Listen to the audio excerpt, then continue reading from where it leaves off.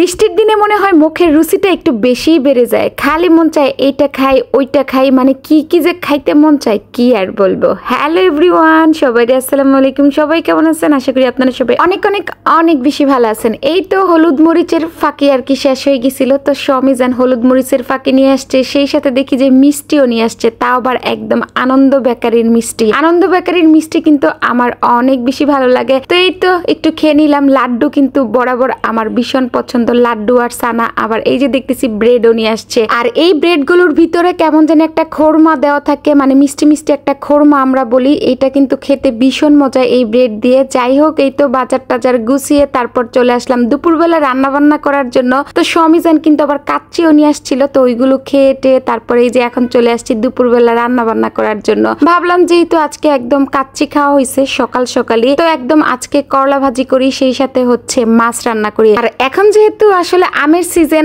আমের সিজনে কিন্তু একদম সব সময় আমাদের আম দিয়ে ডাল খাওয়া হয়, মানে পাতলা ডালটা আমরা বেশি পছন্দ করি। ঘন ডালটাও খাওয়া হয় কিন্তু পাতলা ডালটা বেশি খাওয়া হয়। যাই হোক, টমেটো দিয়ে আমি ডালটা বসিয়ে রেখে দিব আর কি, তারপর আস্তে আস্তে এটা হতে থাকবো। সবার লাস্টে কাঁচা আম দিয়ে একটু রসুন দিয়ে বাগার করে ফেলবো। আর এই তো এই দিক দিয়ে মাছ ভাজাটা বসিয়ে দিচ্ছিলাম আর কি। মাছ একটু আজকে চিন্তা করতেছিলাম যে কিভাবে রান্না করব, তো সবজি দিয়েই রান্না করতে চাইতেছিলাম। পরে আবার চিন্তা করলাম যে সবজি দিয়ে মাছ আসলে আরাফের বাবা তেমন একটা পছন্দ করে না, যেই জন্য চিন্তা করলাম যে না, মাছ আসলে পেঁয়াজ দিয়ে ভুনা করবো না। আর এই যে এই দিক দিয়ে দেখি আমার বাপজান গাছের সেবায় নিয়োজিত, মানে সে তো অল টাইমই, এখন যেহেতু স্কুল বন্ধ এখন তো আরো সারাক্ষণই দেখা যায় গাছের নিয়ে সে বেশি ব্যস্ত থাকে। ওর কিন্তু ভীষণ প্রিয় গাছ। যাই হোক, দুইজন মিলে গাছের সেবা যত্ন করে তারপর আবার দেখি আরাফের বাবা এই যে নিয়ে আসছে নিচে থেকে গরম গরম পুরি, মানে বৃষ্টির দিনে মনে হয় যে একটার পর একটা খেতেই আছে এরকম একটা অবস্থা। আবার এই যে নিয়ে আসছে ফ্রেঞ্চ ফ্রাই আরাফের জন্য। আরাফের জন্য নিয়ে আসলে কি হইব, আমি কিন্তু খাওয়া বন্ধ দেই না, মানে দুইজন মিলেমিশেই খাই।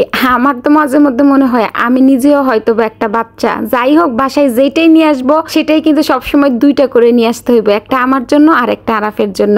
এই তো মাছ ভাজা কিন্তু একদম কমপ্লিট হয়ে গেল। তো মাছ যেহেতু ভুনা করব এই জন্য বেশি একটা ঝামেলা নেই, মাছ ভুনা তো একদমই ইজি আর একদম ঝটপট হয়ে যায়, আর খেতেও কিন্তু অনেক মজা। অনেক আপু ভাইয়ারাই আমাকে কমেন্ট করে যে আপু আপনি কি সবসময় খালি গরুর মাংসই খান? আসলে কি আমাদের সবকিছুই খাওয়া হয়, তবে মাংসটা একটু বেশি খাওয়া হয়, বিশেষ করে গরুর মাংসটা। যেহেতু আরাফের বাবার বেশি পছন্দ এই জন্য বেশিরভাগ দেখা যায় বেশিরভাগ সময় গরুর মাংসটা একটু বেশি খাওয়া হয়। যাই হোক, এই তো মাছও কিন্তু খাই, মাছ যে খাই না তা না, তবে মাছটা একটু কম খাওয়া হয়, যেহেতু আরাফের বাবা বেশি একটা পছন্দ করে না। আমি আর আরাফ দুইজন পছন্দ করি, যেহেতু আরাফের বাবা তেমন পছন্দ করে না এই জন্য মাছটা একটু কম খাওয়া হয় আর কি, মাংসের থেকে তুলনামূলক। এই তো ডাল কিন্তু একদম কমপ্লিট হয়ে গেছে, আর আম দিয়ে এইভাবে ডাল কি যে মজা, আপনার একদিন হলেও ট্রাই করে দেখবেন। আর অবশ্যই রসুন দিয়ে সবার লাস্টে বাগার করবেন। এই যে ডাল তো আমার একদম কমপ্লিট, তো মাছ ভুনাটাও কিন্তু আমার এই দিক দিয়ে হয়ে গেছে আর কি প্রায়। আর এই যে এখন করলা ভাজিটা বসিয়ে দিব আর কি। তো এইভাবে করলা ভাজি কিন্তু আমরা বেশি পছন্দ করি, মানে আলু দিয়ে করলা ভাজি, আলু ছাড়া করলা ভাজি কেমন জানি আমার কাছে